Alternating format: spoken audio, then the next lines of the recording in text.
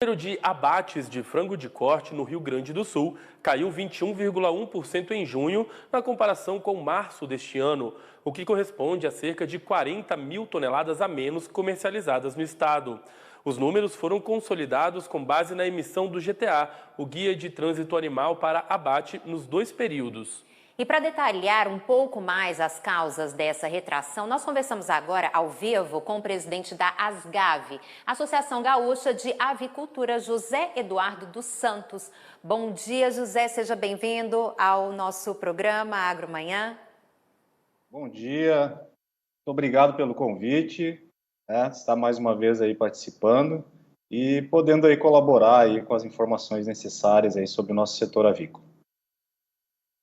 Então, José, no seu ponto de vista, quais os fatores que contribuíram para esse cenário? Nós podemos conta dos custos de produção? Qual é a sua análise? São vários fatores, né? Mas como nós vínhamos já desde o início do ano, né, alertando, né, em relação a essa contínua alta dos grãos fora do comum, né, e buscando medidas de contingenciamento que até então não haviam sido atendidas, né, algumas indústrias, cooperativas e produtores do setor, né, por iniciativa própria, já anunciaram na época, né, algumas redução de 10%, outras 15%, teve empresas que anunciaram até 30%, outras estabilizaram a produção, porque ninguém consegue, aí eu volto a dizer, nenhum setor da economia consegue, por muito tempo, trabalhar no prejuízo. E o setor vinha trabalhando no prejuízo desde meados de 2020, né? Além de nós termos todos os impactos da pandemia, com fechamentos dos principais mercados consumidores do nosso setor, né? Como uma série de estabelecimentos, restaurantes, praças de alimentação, eventos e tudo mais. Isso já nos impactou na época, além dos investimentos pesados que nós tivemos que fazer para adequar os protocolos de prevenção dentro da indústria. Atrelado a isso, se criou esse movimento, né, no mercado de grãos, que também tem seus custos de produção, temos que citar, mas nunca, né, nos últimos 20 anos que a gente acompanha, né, a trajetória do setor, né, nunca houve aumento na magnitude de 100%, né, nos últimos 12 meses, como nós detectamos no milho. Né, e isso impacta o setor porque 70% da ração, né, das aves, né, é o milho. Né. Claro que aí nós temos os outros fatores, que eu já citei também em algumas ocasiões, né, tivemos duas estiagens, tivemos o problema do aumento da energia elétrica, aumento do custo com embalagens, que também a indústria de embalagens foi atingida na pandemia, tendo que travar ou reduzir sua produção e automaticamente dificultando a oferta para o setor e inflacionando. Então, é uma série de fatores, né, que culminaram nessa redução. Essa redução que eu digo, a gente compara com março, porque o setor, essas empresas que anunciaram, indústrias, né, começaram a anunciar em janeiro, fevereiro, e aí pelo planejamento do setor, né, toda a cadeia produtiva, o reflexo aconteceria a partir de abril e maio e junho começou a acontecer. Né? Agora, o que acontece? No setor tem compromisso, né, com a população, com a sociedade brasileira de produzir alimentos em larga escala e de fácil acesso à população. Nós não vamos repassar os 52% de aumento do custo anunciados recentemente pela Embrapa na produção de frango, é impossível, né? Mas o setor precisa fazer um alinhamento porque nós estamos vivendo uma outra realidade, né? Assim como outros setores da economia, assim como a população, né? Nós precisamos ali fazer um ajuste de contas para continuar atendendo a demanda da população e o setor não entrar num colapso aí futuramente por trabalhar muito tempo no prejuízo. José Eduardo, pelo que você está comentando, então, vocês já esperavam, não chega a ser uma surpresa, né? Vocês já esperavam um recuo aí nesse setor, no número de abates de frango de corte, né? Não chega a ser uma surpresa. Chega a ser uma surpresa, né? Como eu citei ali anteriormente, lá no início do ano, quando nós já tínhamos encaminhados alguns pedidos, né, para o governo federal, o governo estadual, aqui no governo federal, um pleito nacional de retirada do PIS/COFINS na importação de milho, de liberação de importação do milho transgênico dos Estados Unidos, que aconteceu agora em junho. Nós estávamos pedindo desde outubro e novembro do ano passado, né? Aconteceu agora, então nós vamos ver como é que as operações vão acontecer, né, dessa importação. Aqui no estado do Rio Grande do Sul, a gente conseguiu o diferimento do ICMS da importação de milho aqui dos países do Mercosul, que é digamos assim, não é uma isenção, mas ela adia, né, a obrigatoriedade do comprador, né, desembolsar esse imposto na hora da compra.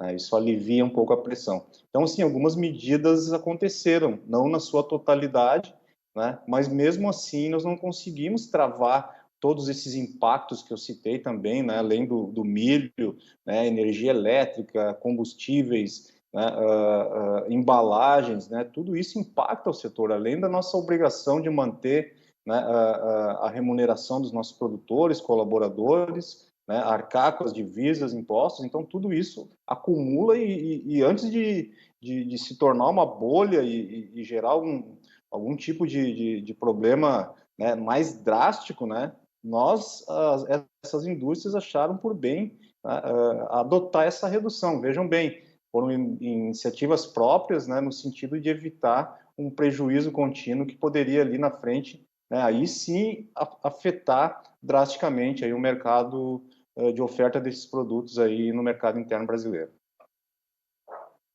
E a crise hídrica que está afetando o estado também tem influenciado na produção de aves no Rio Grande do Sul? Esse é um fator que realmente nos preocupa, né? Porque nós utilizamos a água, né, para a produção, né? Nós não consumimos a água numa totalidade, né, para a produção. Nós utilizamos para o processo produtivo, para a alimentação dos animais também, lógico, né? Mas é um volume que nós temos que considerar que, se tivermos a dificuldade no abastecimento, sim, afeta o setor. Afeta o setor, nós estamos muito preocupados com isso, porque, né, a gente depende boa parte da produção assim, para utilizar essa água no processo produtivo, né? E, com certeza, os reflexos que já tivemos agora do aumento da energia elétrica, isso entra no nosso cálculo, né, de custo de produção. E nós temos que ter todo o cuidado, né, que hoje qualquer tipo de dificuldade, de impacto, seja ele momentâneo, seja ele um pouco mais duradouro, como essa questão do milho, né, ele desestrutura o setor, né, e leva o setor e toda a sua cadeia produtiva, né, a trazer um novo sistema de mercado, de adoção de critérios, né? E isso, eu volto a dizer, acontece, né, devido a todo esse impacto que nós tivemos aí da pandemia, né, toda essa questão aí da geração de dificuldades que acabaram aí dificultando mais ainda a vida da população, né?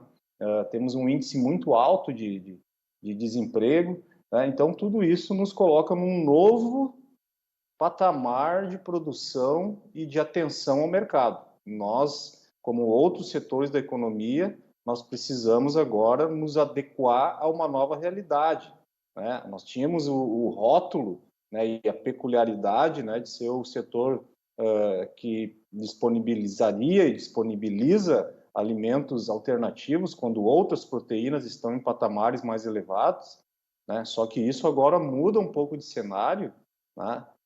Assim como o trabalhador, o consumidor também tem que reivindicar a sua remuneração, né? Muda um pouco de cenário porque nós estamos sofrendo um custo, né, que realmente está mexendo com a estrutura, preocupando, né, a continuidade da atividade. Veja bem, quando se reduz a produção, não é por iniciativa, né, comum, né, por simplesmente, não, vamos parar agora, né, e vamos ver o que acontece. Não, existe todo existe uma série de ramificações de produção, de turnos de trabalho, de planejamento genético, né, do envolvimento da comunidade, de todo um conglomerado de ações que nós temos, né, que isso pesa no momento da decisão de reduzir a produção. Então, o setor não reduz por simplesmente reduzir e ver o que acontece. É uma necessidade justamente para continuarmos trilhando o caminho, né, de atender a população com carne de frango, ovos,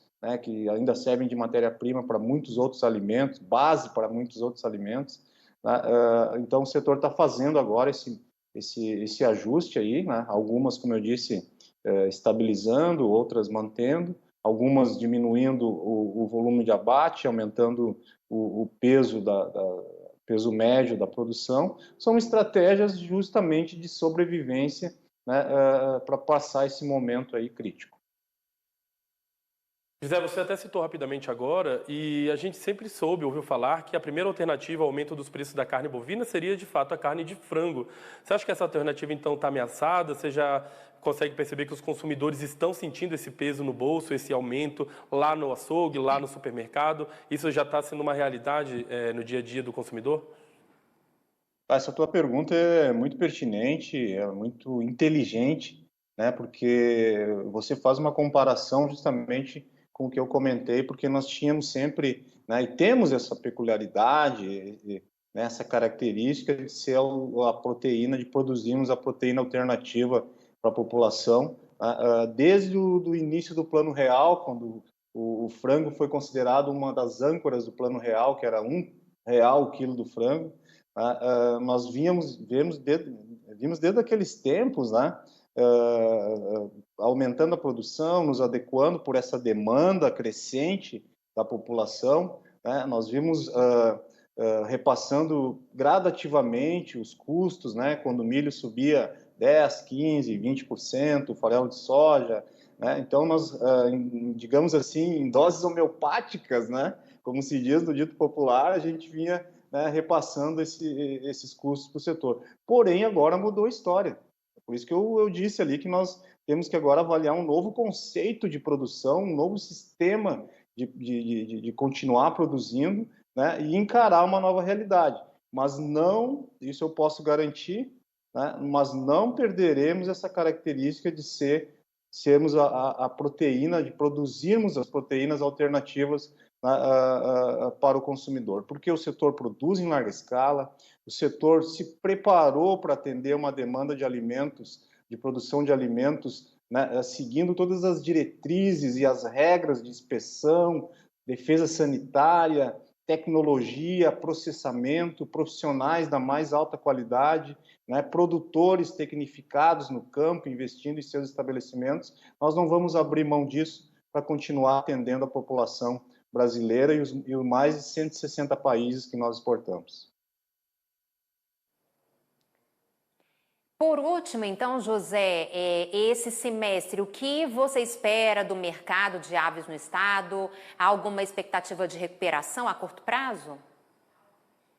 Bom, nós temos que analisar todo o panorama econômico do país, né? Temos que analisar, né, todo esse movimento em relação ao avanço da vacinação, ver quais serão os rumos, né, da gestão do país, quando nós enfrentamos agora, né, uma CPI, né, que pode mudar os rumos aí, né, da gestão do país. Nós temos que avaliar, né, como serão as ações do governo no sentido de dar o devido amparo aos setores que realmente têm um peso considerável na balança comercial, para que esses setores continuem com essa responsabilidade, né? Com isso tudo, nós podemos traçar aí até um caminho de retomada, de equilíbrio, né? Mas precisamos ter, né, todo o cuidado e o acompanhamento dos rumos do país.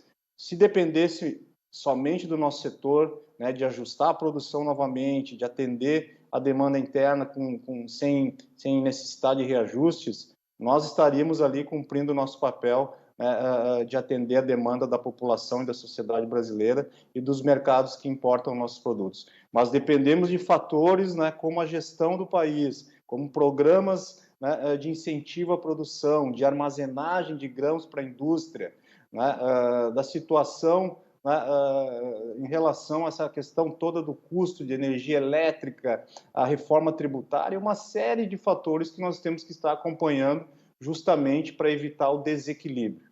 Quando nós evitamos o desequilíbrio e continuamos, né, num caminho de evolução, né, fazendo os ajustes necessários, né, há boas perspectivas, sim, de nós ultrapassarmos esse momento crítico, né, e partirmos aí para um caminho de evolução. Mas é preciso ajustar vários elos da sociedade e da economia brasileira. O setor produtivo fazendo a sua parte, cumprindo com seu papel de produção de alimentos, de geração de empregos, e os governos, a nível estadual, a nível federal, né, buscando medidas proativas e eficientes de lidar com a economia e com a população brasileira. Assim, nós vamos conseguir superar esse momento crítico e evoluir aí no mercado interno e no mercado externo. Muito obrigada, então, pela sua participação aqui no Agromanhã, José Eduardo dos Santos, presidente da ASGAV, que é a Associação Gaúcha de Avicultura. Também agradeço e permanecemos à disposição, assim que necessitarem aí das